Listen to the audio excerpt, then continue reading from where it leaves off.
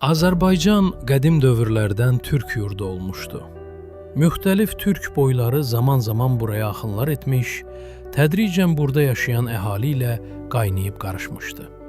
Azərbaycanda məskunlaşan türk boyları içərisində Oğuzlar xüsusilə fərqlənirdilər. Bilirsinizmi?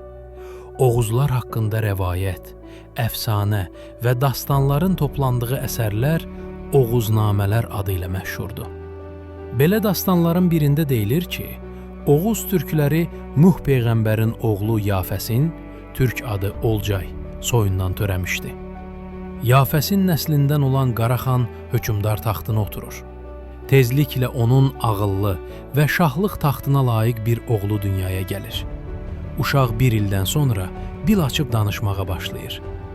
Mən şah çadırında doğulduğum üçün adımı Oğuz qoymaq lazımdır, deyir. Oğuz, uşaqlığında və böyümə çağında yetkin oluncaya qədər daim Tanrını anıb ona şükür edərdi.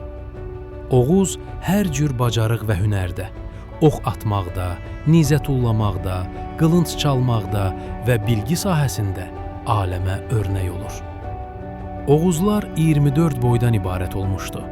Hər boyun öz nişanı, damğası var idi. Yalnız bu damğalar daşlar, xalçalar üzərində də əbədiləşdirilmişdi. Oğuzların məskunlaşdığı ərazilərdən biri də Mərkəzi Asiya idi. Oğuzlar burada da güclü dövlət qurmuşdular. Oğuz xaqanına xidmət edən sərkərdələrdən biri Səlcuq bəy olmuşdu. Oğuzların Qınıq boyuna mənsub idi. Xaqan ilə münasibətləri pisləşən Səlcuq ondan ayrıldı.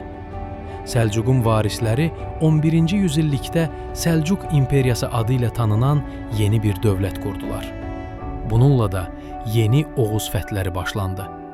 Tezliklə Səlcuqlar Azərbaycana da gəldilər. Bilirsinizmi?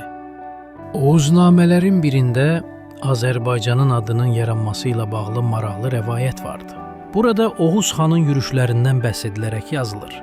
Oğuz xan yay aylarında bu vilayətlərin bütün yaylaqlarını, Saban dağlarına, Aladağa qədər yaylaqları tamamilə fəth etdi.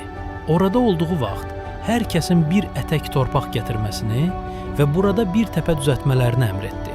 Öncə xan, sonra bütün əskərləri bir ətək torpaq gətirib tökdü. Böyük təpə yarandı. Bu təpənin adına Azərbaycan dedilər.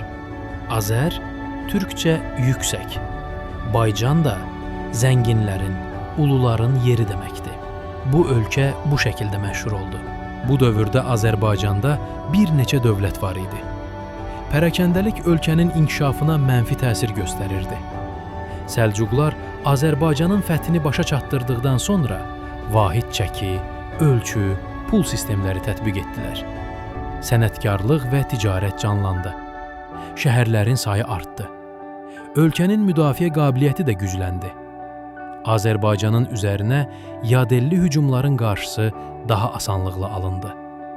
Siyasi sabitlik, iqtisadi inkişaf mədəniyyətə də müsbət təsir göstərdi. Mədəni həyatda din etibarı, çiçəklənmə dövrü başladı. Səlcuqlar Azərbaycanda öz soydaşları ilə qaynayıb qarışdılar. Nəticədə türk dili burada yaşayan bütün xalqların ortaq ünsiyyət vasitəsinə çevrildi. Daxili çəkişmələr, Avropa dövlətlərinin şərqə yürüşləri zamanı uzun sürən müharibələr Səlcuq imperiyasını zəiflətdi. 12-ci yüzillikdə bu dövlət parçalandı və süqut etdi.